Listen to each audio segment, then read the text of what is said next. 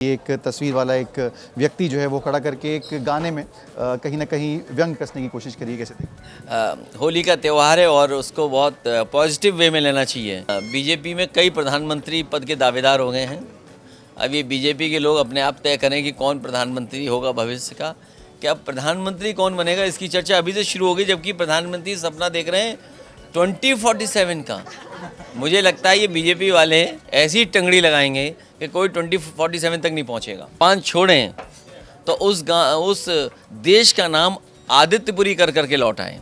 तो इसलिए हमें सावधान रहना पड़ेगा। जो नाम बदलने वाले हैं, उगते हुए सूरज, निप्पॉन, जापान का नाम कहीं आदित्यपुरी न बना दें। उनका रिकॉर्ड 0/0 वाला है। हमारे साथ बात करने के लिए मौजूद हैं समाजवादी पार्टी के राष्ट्रीय अध्यक्ष अखिलेश यादव। अखिलेश जी, सीएम योगी जापान में हैं, वहाँ से उन्होंने समाजवादी पार्टी पे कई हमले बोले हैं। उन्होंने कहा है कि हम सूर्य पुत्र हैं, इसलिए हमें सूरज पसंद है, इसलिए हम बिजली देते हैं। समाजवादी पार्टी के टाइम पे सब काम अंधेरे में होते थे, इसलिए उन्हें अंधेरा पसंद है।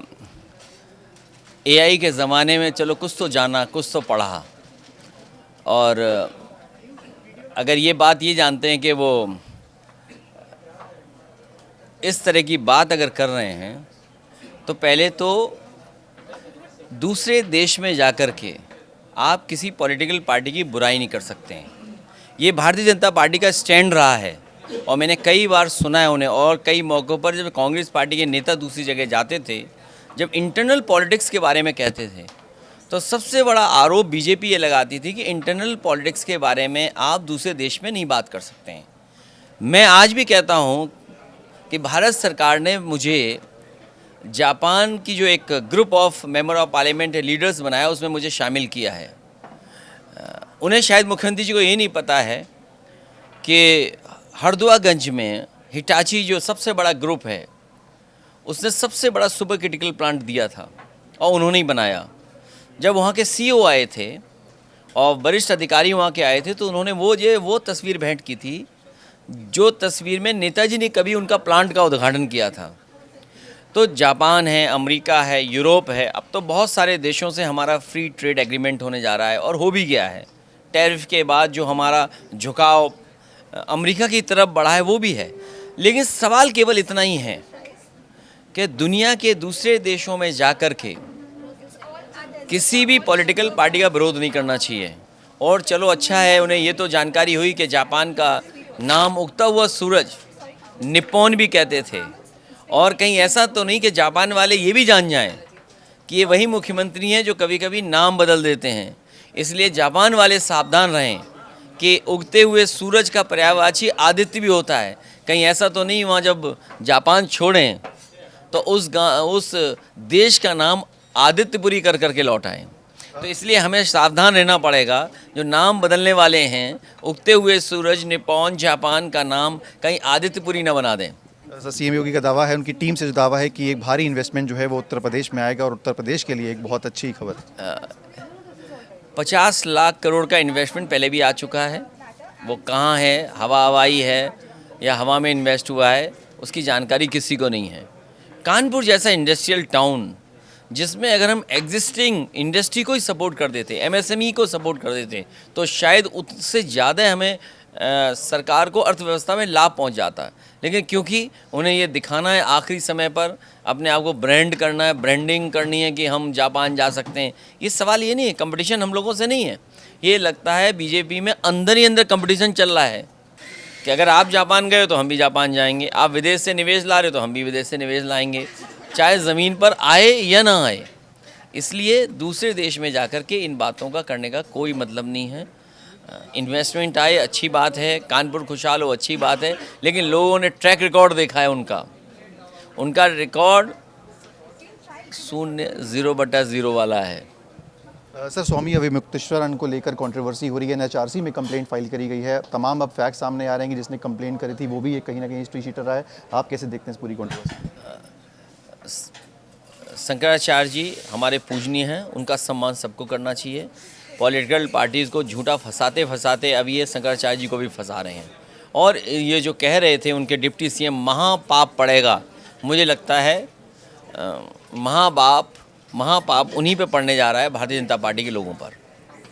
सर, मनोज तिवारी जो हैं भारतीय जनता पार्टी के सांसद भी हैं, उन्होंने एक गाना निकाला है जिसमें आपको कहीं ना कहीं टारगेट किया है। आपकी एक तस्वीर वाला एक व्यक्ति जो है वो खड़ा करके एक गाने में कहीं ना कहीं व्यंग कसने की कोशिश करी है। कैसे देखते? होली का त्यौहार है और उसको बहुत पॉजिटिव वे में लेना चाहिए, और इसीलिए हमारे हिंदू संस्कृति में, सनातन संस्कृति में ये है कि बुरा न मानो ये होली है।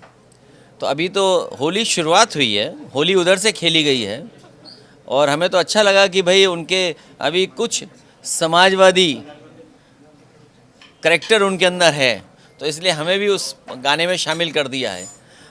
शुरुआत हुई है, अभी समाजवादियों का भी कुछ रंग और गाना आएगा, तो उस पर बुरा न माने वो लोग। सर, जो साक्षी महाराज है भारतीय जनता पार्टी के एमपी, उन्होंने स्टेटमेंट दिया है कि एससी ओबीसी ने स्वर्ण का विरोध किया तो नहीं बनेंगे एमपी। कैसे देखते हैं स्टेटमेंट? हाँ, पहले तो उन्हें इस्तीफा दे देना चाहिए अपने दल से छोड़ करके आना चाहिए, तब इस बात पे उन्हें बात करनी चाहिए। एक आखिरी सवाल, प्रधानमंत्री मोदी भी इजराइल पे विजिट पे हैं, क्या कहेंगे तमाम जो डेवलपमेंट जैसी आ रही हैं?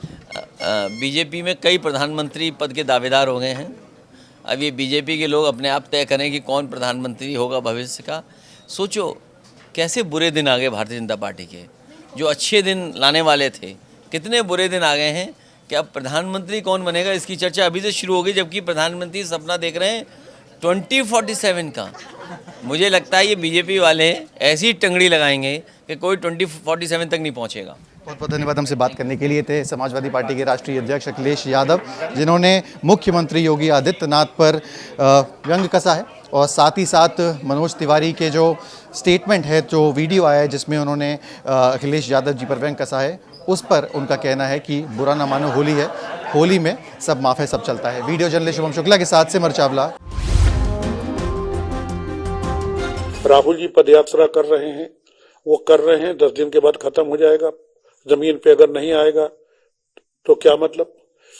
राहुल जी के पदयात्रा करने के क्या क्या कारण है, क्या क्या मुद्दे हैं, किस बात को लेके चल रहे हैं? भाई अकेला चना भाड़ नहीं फोड़ पाएगा, तो मुझे अधिकृत कर दें कि मैं अपने हिसाब से संगठन उसका बनाऊं और उसका चलाऊं, और 6 महीने आप देखिए, अगर सही हो तो आगे बढ़ा दीजिए। मुझे प्रांतीय अध्यक्ष बनाया गया, 13-14 जिले पड़ते हैं पश्चिम में। तो जब मैं बना तो वहां मैंने संविधान बचाओ संकल्प सभा चलाई, तो संदीप जी का फोन आया, नसीमुद्दीन जी ये मत करिए। क्यों का कोई जवाब नहीं। इसके बाद पोलिंग बूथ कमेटियां बनाना शुरू की, यहाँ बैठे हैं पश्चिम के लोग भी, शुरू की, मैंने बात की, उन्होंने कहा नसीमुद्दीन जी ऐसा मत करिए। संदीप जी जो प्रियंका गांधी की टीम के, उनके कहने का मतलब ये होता था कि प्रियंका जी कह रही हैं। तब प्रियंका जी प्रभारी थी, महासचिव थी ऑल इंडिया कांग्रेस कमेटी की, लेकिन प्रभारी उत्तर प्रदेश की थी। तो मत करिए। और भी काम जो किए गए, मेरी आदत थी कि अगर कोई मर गया है, बैठे हुए हैं नसीम भाई, तो इनके साथ भी हमारी पार्टी का हो ना हो, कोई भी अगर मैं वहां गया किसी जात का, मैं उसके घर जाता था। मैं जीवन तो नहीं दे सकता, अपने जीवन नहीं बचा सकता, दूसरे को क्या दूंगा? जब मेरी मौत आएगी मैं भी चला जाऊंगा, लेकिन सुख दुख में शामिल होना मैं अक्सर जाता था। मैं शांति से नहीं बैठना चाहता था, और वहां इस पैटर्न पे काम करने का कोई स्कोप नहीं। वहां पर जनसभा कर लीजिए, टेबल टॉक कर लीजिए, योजनाएं बना लीजिए, तो वो ठीक है। हालांकि अब पोलिंग बूथ कमेटियां बनाना शुरू की हैं,